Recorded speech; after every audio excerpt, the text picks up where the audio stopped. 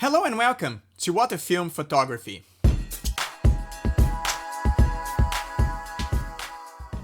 So after the video about the issues I had with the Fomapan 400, quite a few of you guys got in touch to me and you expressed your appreciation for Fomapan films and in some cases your total dislike about their products.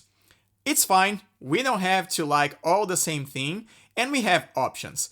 However, one good and one nice constant was that quite many people were asking me to also try another affordable films that I could find here in Finland. So I went to the shop and keeping the same price range, I found the Agfa APX 100 and the Agfa APX 400.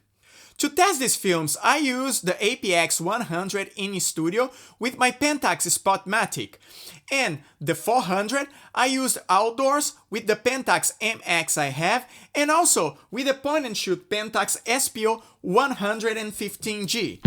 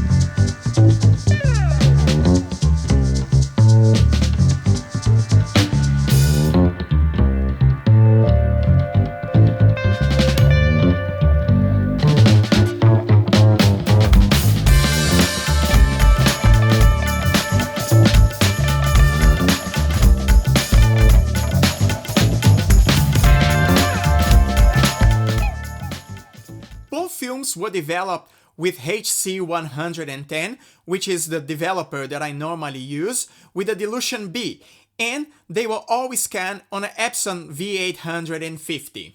The APX 100 turned out quite nicely on studio.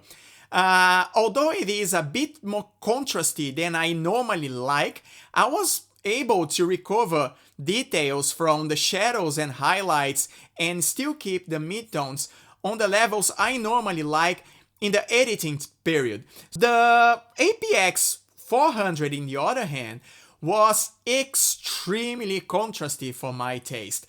It was actually pretty hard to recover anything from the shadows and the highlights, and it was difficult to bring any midtones to it. A detail that is pretty interesting is that I felt that it is a very sharp film. If you're looking for sharpness on the film, I really suggest you to try the Agfa APX 400. It was surprisingly sharp. And the negatives, after I had developed, looked absolutely beautiful. I mean, the density of the negative was awesome. But with the downside that once scanned, it was difficult to get the levels the way I normally like. Another issue that I found in both films in this situation was that they tend to scratch quite easily. I was a bit turned off with the scratches because they were quite annoying to fix in the editing, and surprising because I use the same process with the Fomapans and with the Ilfords, and it didn't seem to have the same issue. Although it's good to say that probably I should rethink the use of the squeegee, because I'm thinking that that could be an issue.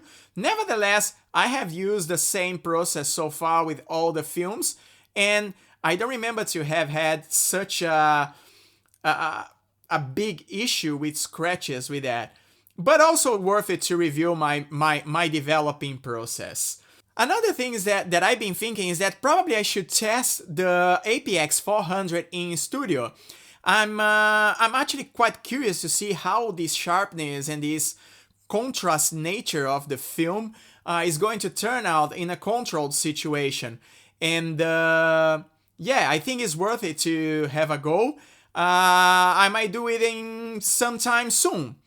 Anyway, this is my view of the APX 100 and APX 400. If I have to put it in a direct comparison with the Fomapan 100 and 400, I think that the Fomapan, for my taste, still have an advantage. I like the less contrast that we get out of the Fomapan films, and works better for me and for my taste and for my work.